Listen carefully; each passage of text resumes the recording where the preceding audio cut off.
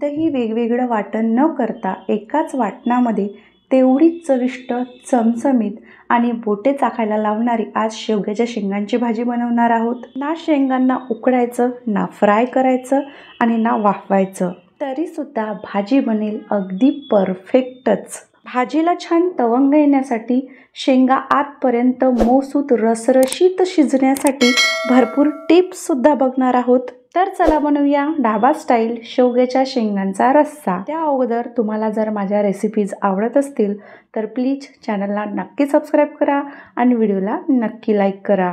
तर चला बघूया। तर इथे मी जवळपास पाव किलो म्हणजेच 250 ग्रॅम वजनाने शेवग्याच्या शेंगा घेतलेल्या आहेत। शेवग्याच्या शेंगा घेत असताना कशा बघून घ्यायच्या, फार जास्त बारीकही नको आणि जास्त जरडही म्हणजे कडक देखील नको। अगदीच कोवड्या शेंगा राहिल्या तर त्याच्यामध्ये गर राहत नाही आणि अगदीच जर जरड आणि ठोकळ शेंगा बघून घेतल्या तर त्याच्यामध्ये खूप मोठ्या मोठ्या बिया असतात आणि खाताना त्या कडवट वाटतात। आता शेंगा जर तुम्हाला फास्ट सोलायच्या असतील आणि वेळ वाचवायचा असेल तर आत्ता मी जे तुम्हाला व्हिडिओ दाखवत आहे त्याप्रमाणे अगदी शेंगेला सगळीकडून कट मारून घ्यायचं आणि एक एक असा त्याचा भाग काढून घ्यायचा आणि अर्धा तो असाच सोलला जातो। मग उरलेलं जे आहे कवर ते आपण नखाने सोलून घेऊया। व्हिडिओ दाखवल्याप्रमाणे तुम्हाला शेंगांचे काप करून घ्यायचे आहेत। थोडेसे लांबचरच काप ठेवले तर खाताना वेगळीच मजा येते। सगळ्या शेंगा मी इथे सोलून घेतलेल्या आहेत। आता भाजीतली शेंग मऊसूत आणि रसरशीत वाटावं तसं तुम्हाला वाटत असेल तर पहिली महत्त्वाची टीप, सोलल्यानंतर शेंगा पाण्यामध्ये टाकून ठेवायच्या। उकडायची गरज नाही, तेलामध्ये फ्राय करायची गरज नाही, नुसत्या पाण्यात टाकून शेंगा ठेवायच्या आणि तुम्ही याची कमाल बघत एकदम तोंडात टाकल्याबरोबर रसरशीत अशा शेंगा त्या भाजीतल्या लागतात। तर चला पटकन आता मसाल्याचं प्रिपरेशन करून घेऊया। अगदी 2 चमचे कढईमध्ये तेल घातलेलं आहे। इथे मी साधारणतः पाववाटी खोबरं घेतलेलं आहे। मीडियम टू लो फ्लेमच्या दरम्यान खोबरं चांगलं ब्राऊन होईपर्यंत आपल्याला परतून घ्यायचं आहे। त्याच्यानंतर एक मोठा कांदा असा पातळ पातळ उभा चिरून घेतलेला आहे, त्यालासुद्धा 2 मिनिटापर्यंत या खोबऱ्यासोबत फ्राय करून घेऊया।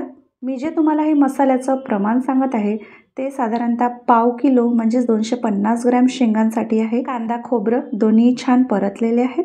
आता बाकीचे मसाले घालूया। अर्धा चमचा जिरं घातलेला आहे, 1 चमचा भरून पांढरे तीळ, अर्धा चमचा खसखस, 5 ते 6 लसणाच्या पाकळ्या आणि 1 इंच अद्रकाचे काप। आता यालासुद्धा या खोबरं आणि कांद्यासोबत चांगलं भाजून घेऊया।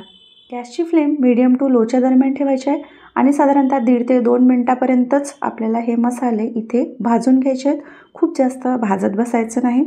आता या स्टेजला आपल्याला याच्यामध्ये भरपूर अशी कोथिंबीर घालायची आहे।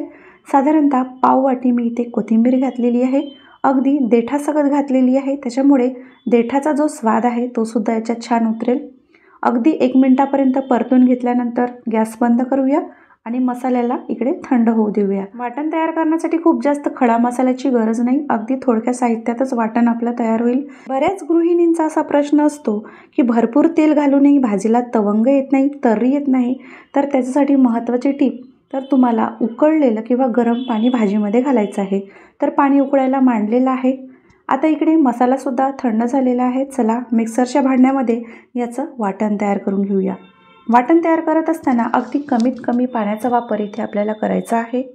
अगदी थोडंसं छोट्या चमच्याने 2 चमचे मी इथे पाणी घातलेलं आहे। मिक्सरला आता याचं चांगलं फाईन वाटण तयार करून घेऊया। वाटण तयार आहे। चला आता पटकन इकडे पाणी देखील उकळलेलं आहे, साईडला ठेवून देऊया आणि आता भाजीची फोडणी करून घेऊया। आवडीप्रमाणे तुम्हाला तेल घालून घ्यायचं आहे। मी साधारणतः अर्धी वाटी इथे तेल घातलेलं आहे। तेल चांगलं कडकडीत गरम झालं की गॅसची फ्लेम आपल्याला मीडियम करायची आहे आणि मीडियम फ्लेमवर आपण तयार करून ठेवलेलं वाटण घालून आपल्याला चांगलं खमंग खरपूस सोनेरी रंग येईपर्यंत आणि पूर्णपणे त्याच्यातला कच्चेपणा दूर होईपर्यंत आपल्याला परतून घ्यायचं आहे। शेवग्याच्या शेंगांनाच आमच्या विदर्भामध्ये मुंगण्याच्या शेंगा असंही म्हटलं जातं। तुमच्या भागामध्ये शेवग्याच्या शेंगांना काय म्हटलं जातं ते नक्की मला कमेंट करा आणि तुम्ही हा व्हिडिओ कुठून बघत आहात तेही मला आवर्जून सांगा। या मसाल्याला भाजत असताना अगदी 4 ते 5 मिनिटे झालेली आहेत। मस्त छान गोल्डन डार्क ब्राऊन याला कलर आलेला आहे आणि परफेक्ट मसाला इथे भाजला गेलेला आहे। कोथिंबीर असल्यामुळे थोडासा डार्क कलर इथे आपल्याला वाटणाचा दिसत आहे। पाव चमचा हळद, 1 चमचा भरून लाल तिखट, अर्धा चमचा धने पावडर, त्याच्यानंतर अर्धा चमचा गोडा मसाला आणि चवीनुसार मीठ आपल्याला याच्यामध्ये घालून घ्यायचं आहे. मसाल्याचं प्रमाण तुम्ही तुमच्या आवडीनुसार कमी जास्त करू शकता. अगदीच जर तुम्हाला झणझणीत भाजी आवडत असेल तर तिखटाचं प्रमाण तुम्ही वाढवू शकता.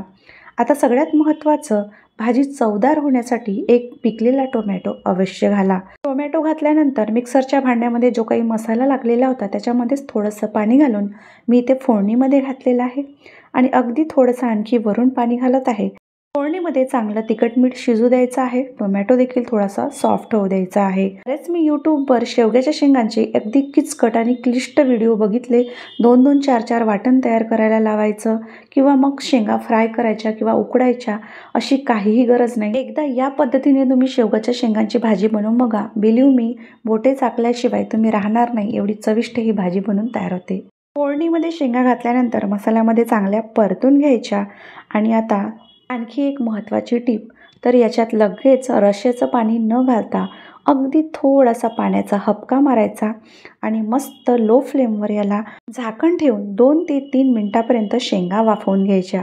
असं केल्याने आतपर्यंत शेंगांचा मसाला मुरतो आणि शेंगा अर्ध्या इथे शिजल्या जातात. अगदीच जर शेंगा फोडणीत टाकल्या तुम्ही जर पाणी टाकलं तर शेंगाला शिजायला वेळ लागतो. शेंगा वाफवून झाल्यानंतर आता आपण जे गरम करून ठेवलेलं पाणी होतं ते आपल्याला याच्यामध्ये घालायचं आहे. अगदी तुम्हाला जशी क्वांटिटी हवी आहे त्याप्रमाणे तुम्ही इथं पाण्याचा वापर कमी किंवा जास्त करू शकता.